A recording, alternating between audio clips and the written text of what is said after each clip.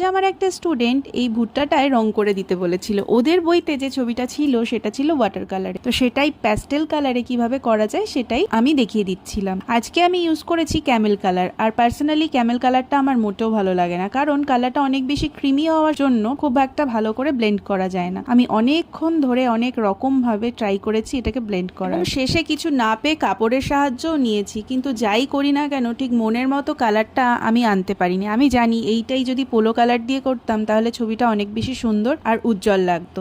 যাই হোক, এরপরে যে কালারটা নিয়ে নিয়েছিলাম সেটা ছিল লাইট গ্রিন কালার।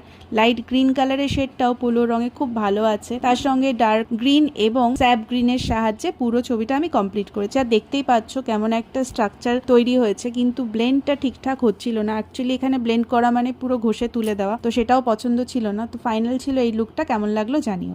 দেখা হচ্ছে নতুন ভিডিওতে, এখনকার জন্য টাটা।